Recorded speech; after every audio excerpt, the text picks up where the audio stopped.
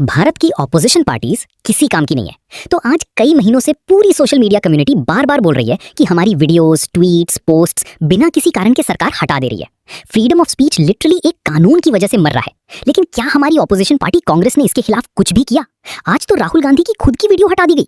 सोच के देखो, देश के लीडर ऑफ ऑपोजिशन की वीडियो हटा दी गई, लेकिन उसके खिलाफ राहुल गांधी ने क्या किया? गिनती की 4 स्टोरी लगाई है।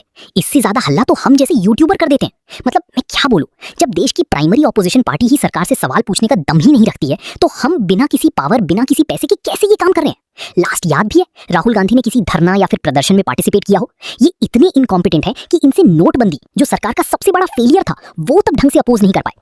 अब आप बोलोगे बीजेपी इन्हें मजबूत होने ही नहीं दे रही है, तो ये क्या बीजेपी का काम है? बीजेपी अपने ही अपोनेंट को मजबूत होने क्यों देगी? खासकर तब जब अपोनेंट अपनी इनकॉम्पिटेंसी सामने से दिखा रहा हो। एग्जांपल ले लो, इन्होंने बोला वोट चोरी हुई है, उसके बाद क्या हुआ? अगर वोट चोरी हो रही है तो इसे रोकेगा कौन? बॉयकॉट करती इलेक्शंस, पूरे देश को एकजुट करती कि हाँ देखो ऐसी वोट चोरी हो रही है। अब आप बोलोगे मीडिया बिकी हुई है, हाँ बिल्कुल बिकी हुई है, लेकिन सोशल मीडिया भी तो था। उस पर जब सरकार ने इतना बड़ा हमला किया, तब आपने क्या किया?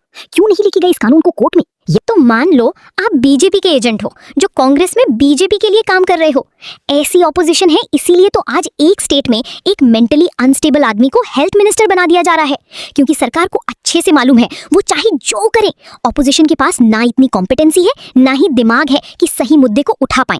सिर्फ इंटरनेट को 2 हिस्सों में बांट दिया है, एक तरफ राहुल के चमचे, दूसरी तरफ मोदी जी के भक्त। बाकी हम जैसी जनता जाए कहां, जो जेन्युइनली इस देश की हालत को देखकर रोज परेशान हो रहे हैं?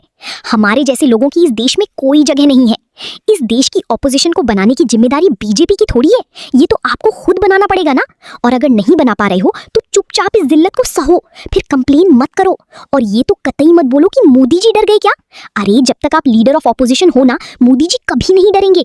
इतने सालों में एक सिंपल सा आंसर तो आप लोग दे नहीं पा रहे हो कि मोदी नहीं तो कौन? एक सिंगल ढंग का नेता है आप लोगों के पास जिसे आप बोल सको कि ये देश और पार्टी दोनों को रिप्रेजेंट करेगा? अपनी पार्टी के ऑफिशियल हैंडल से गंदे गंदे AI जनरेटेड वीडियोस डाल रहे हो, बीच इलेक्शन में छुट्टी मनाने चले जा रहे हो, पब्लिक के मुद्दे उठा ही नहीं रहे हो। आपके यंग और कॉम्पिटेंट नेता बीजेपी आराम से उठाकर ली जा रही है और आप चुपचाप बस बैठकर देख रहे हो। अब आप लोग बोलोगे तुम मोदी से सवाल क्यों नहीं पूछते हो? तो जाकर मेरे प्रोफाइल को देखो, 400 से ज्यादा वीडियोस बनाई हैं जिनमें सरकार, मोदी जी, बीजेपी सबसे डायरेक्ट सवाल पूछे हैं और इंपॉर्टेंट मुद्दे उठाए हैं।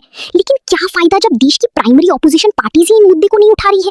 मेरी आप सबसे अपील है, अगर रीढ़ की हड्डी थोड़ी सी भी मजबूत है तो हम सबको ही मिलकर ऑपोजिशन पार्टीज का काम करना पड़ेगा, क्योंकि मुझे नहीं लगता इनसे हो पा रहा।